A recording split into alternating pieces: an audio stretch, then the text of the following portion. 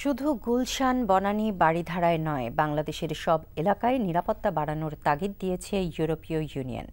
সকালে সচিবালয়ে বাণিজ্যমন্ত্রী তোফায়েল আহমেদের সাথে ইইউ প্রতিনিধি দলের বৈঠক শেষে একথা জানান ইউরোপীয় ইউনিয়নের রাষ্ট্রদূত পিয়েরে মায়াদু।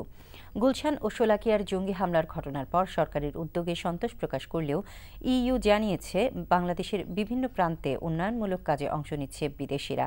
তাদের নিরাপত্তায় তড়িৎ ব্যবস্থা নেওয়া হয়েছে। বাণিজ্যমন্ত্রী এ সময় জানান, সরকারের উন্নয়ন ধারাকে বাধাগ্রস্ত করতে এসব হামলা চালানো হয়েছে। জঙ্গিদের এদেশ থেকে নির্মূল করা হবে বলে জানান তিনি।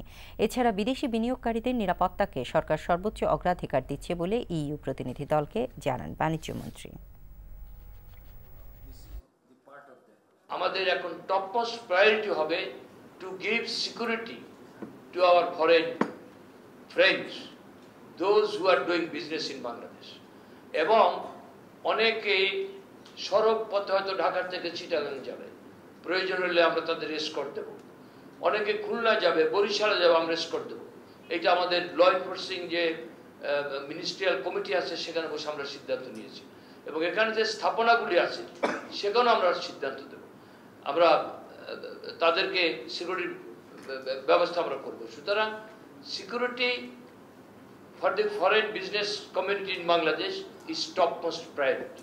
And to encourage foreign investors to come and develop their activities in Bangladesh.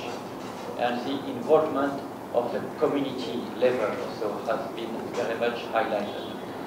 It is so much essential that we not just care about the security in Gulshan, Banani and Baridara, of course, it is where we live, but we care the security all over Bangladesh.